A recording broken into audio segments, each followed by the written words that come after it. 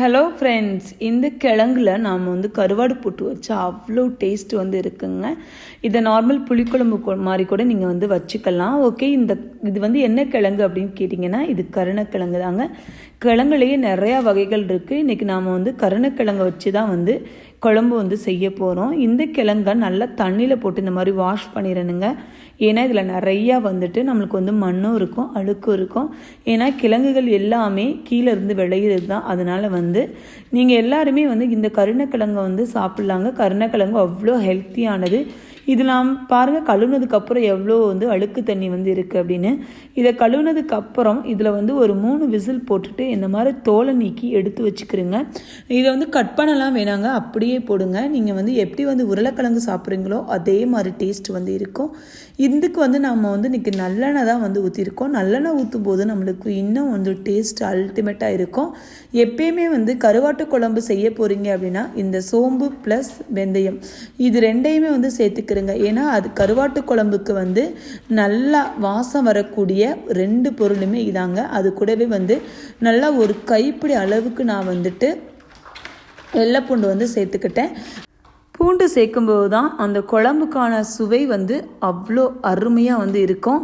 இந்த பூண்டு நாம் மீன் குழம்பு, கருவாட்டு குழம்பு இதுக்கெல்லாம் சேர்த்து எப்பயுமே செய்யுங்க. பூண்டு நல்லா வதங்கிருச்சுங்க. அதுக்கப்புறம் பார்த்திங்கன்னா நம்மளுக்கு வெங்காயம், ஒரு வெங்காயம் நறுக்கி வச்சுருக்கேன், பெரிய வெங்காயம். அதையும் அதிலேயே போட்டு நல்லா வதக்கிக்கலாம்.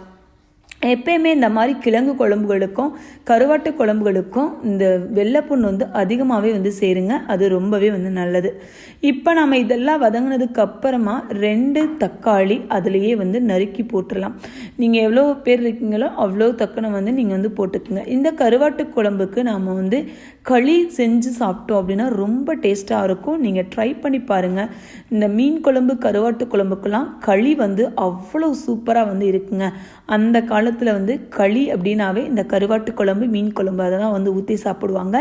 இந்த கேப்பக்களி அதுக்கு ரொம்ப ரொம்ப டேஸ்ட்டாக இருக்கும். இப்போ நாம் இது வதங்குறதுக்கு கொஞ்சமாக உப்பு, அதுக்கப்புறம் பார்த்திங்க அப்படின்னா பெருங்காயத்தூள் கொஞ்சம் போட்டு நல்லா வதக்கிக்கலாம். இதில் உப்பு போட்டால் தான் சீக்கிரமே தக்காளி மசியும். அது எல்லாருக்குமே தெரியும். இப்போ ஒரு 10 நிமிஷம் கழித்து பார்த்திங்க அப்படின்னா இந்த எண்ணெய் அந்த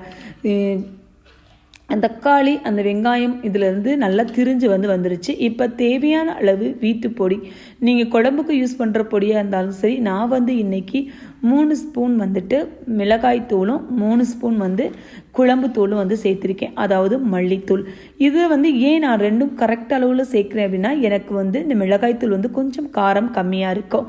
மிளகாயிலேயே நிறைய வெரைட்டி இருக்குது. அது எல்லாருக்குமே தெரியும். எந்தெந்த மிளகாய் நீங்கள் போடுறீங்களோ அந்தந்த மிளகாய்க்கு தக்கன உரப்பு நல்லா இருக்கும். ஏன்னு கேட்டிங்கன்னா, சில மிளகா உரப்பு கம்மியாக இருக்கும், சில மிளகா நம்மளுக்கு உரப்பு ரொம்ப ஜாஸ்தியாக இருக்கும். அதனால் நீங்கள் பார்த்து போடுங்க. இப்போ நான் புளி கரைசல் ஏற்கனவே கரைச்சி வச்சுருந்தேன். இதை போட்டு நல்லா கிண்டிக்கலாம். நான் முக்கியமாக இது எதுக்கு செஞ்சேன் அப்படின்னா, இடியாப்பத்துக்கு தான் செஞ்சேன். இடியாப்பத்துக்கு சாப்பிடும்போது ரொம்ப டேஸ்ட்டாக இருக்கும் இந்த குழம்பு. இப்போ நாம் இந்த குழம்புலையே அப்படியே நீங்கள் புளியை ஊற்றுனதுக்கு அப்புறம் நீங்கள் என்ன செய்யுங்க அப்படின்னா, இந்த கிழங்கை போட்டுருங்க. அதுக்கு முன்னாடி போட்டுறாதீங்க. புளியை போட்டதுக்கு அப்புறம் நம்ம போடும்போது அது நல்லா கரையாமல் மேலே அப்படியே நின்றுக்கிறோம். இதே நீங்கள் அதுக்கு முன்னாடி போட்டு தக்காளியோட போட்டிங்க அப்படின்னா அந்த எண்ணெய் நல்லா மசிஞ்சிரும். அதனால் நீங்கள் புளி ஊற்றுனதுக்கு அப்புறமா இந்த கிழங்கை போட்டுக்குங்க. இதிலையே கொஞ்சமாக சாம்பார் தூள், நீங்கள் வீட்டில் சாம்பார் தூள் யூஸ் பண்ணுவாங்களே, இது அடிஷ்னல் தான். நீங்கள் உங்களுக்கு தேவைன்னா போடலாம், இல்லைன்னா போட வேண்டிய அவசியம் இல்லை. இந்த குழம்பு நல்லா கொதிக்கட்டுங்க. இப்போ கொதித்து நல்லா வருது, எல்லாம் திரிஞ்சு இந்த எண்ணெய் வந்துருச்சு. இப்போ நாம் நறுக்கிய கருவாடு அதில் போட்டு கொதிக்க வச்சோம் அப்படின்னா கமகமன்னு ஒரு கருவாட்டு குழம்பு ரெடிங்க. இது நகர கருவாடு தான் இன்றைக்கி நான் சேர்த்துருக்கேன். இந்த வீடியோ உங்கள் எல்லாருக்குமே யூஸ்ஃபுல்லாக இருக்குன்னு நம்புகிறேன். வீடியோ பிடிச்சிருந்தது அப்படின்னா மறக்காமல் லைக் பண்ணுங்கள், ஷேர் பண்ணுங்கள், கமெண்ட் பண்ணுங்கள், சப்ஸ்கிரைப் பண்ணிடுங்க. ஃபைனலாக நம்ம கொத்தமல்லியை தூவி இறக்கணும் அப்படின்னா மணக்க கருவாட்டு குழம்பு ரெடி. நீங்களும் இதே செஞ்சு பாருங்கள். ஓகே, பாய்.